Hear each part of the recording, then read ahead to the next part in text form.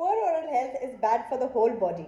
It can lead to problems like heart disease, diabetes, Alzheimer's, rheumatoid arthritis, stroke, certain cancers, TMJ problems, headaches, migraines, etc.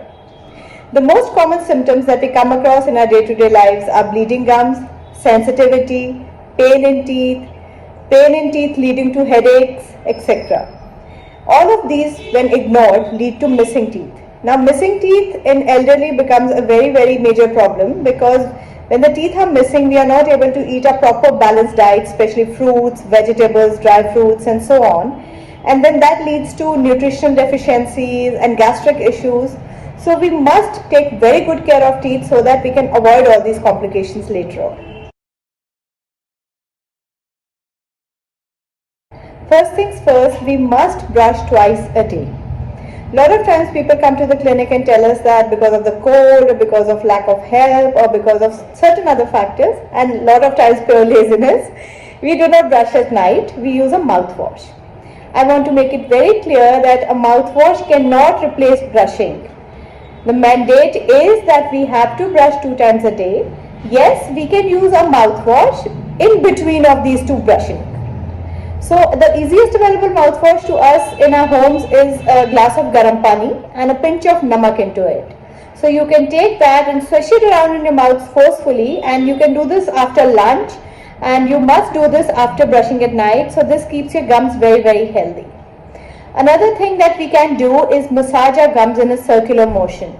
So you can just take the pad of your index finger and then massage your gums after brushing in a circular motion, both the jaws. This maintains gum health immensely. Also, what is important is that we use a soft brush. Do not use a hard brush, please.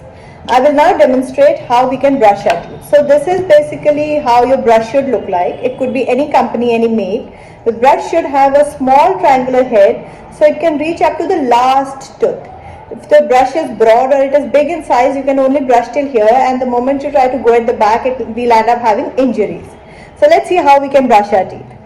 So the brush should be kept at a 45-degree angle. If you can see, I have not kept the brush like that. I'm keeping it like that, right? And I'm using firm, gentle strokes to brush 3 teeth at a time. You must start at the back tooth, the last tooth, and come forward like that. And you can go around the entire jaw like that. Then from the inside also, you need to brush your teeth exactly in this manner. I'm warning you, please do not scrub your teeth like this. It leads to a lot of loss of enamel and the gums get pushed behind and then we get gaps. There is also another do that we must do is that we should definitely try to floss if we can. If you do not know how to floss your teeth, please go to your dentist, visit your dentist. If you cannot visit your dentist, please open YouTube and look at the flossing tutorials. They can be very helpful. Also, I cannot emphasize enough that you must visit your dentist once in 6 to 8 months. 1. Do not use a hard brush.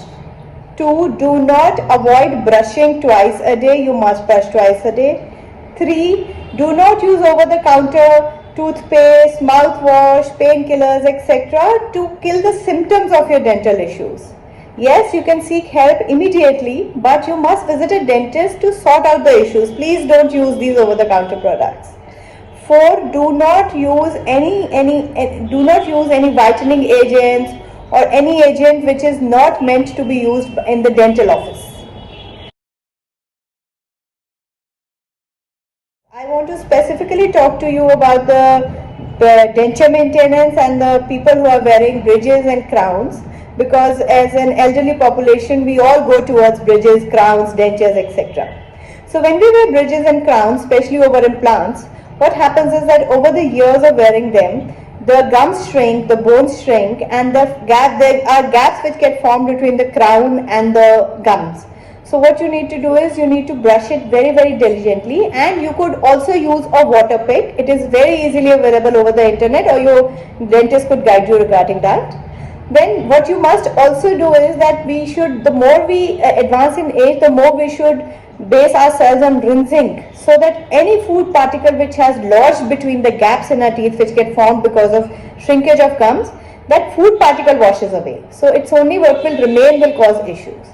Then comes the denture care. So dentures are not meant to be worn for 24 hours. You must remove your denture for at least 8 hours in the day. The most convenient time to do it is at night.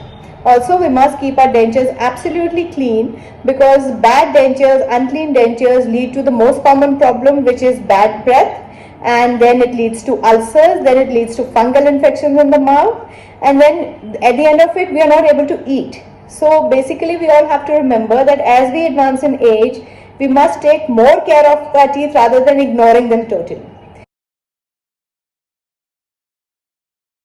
As we advance in age, or even otherwise, if we are hospitalized or we have come out of a prolonged illness at home, we are bedridden, then a lot of times I have seen people stop brushing altogether. They totally ignore their oral hygiene.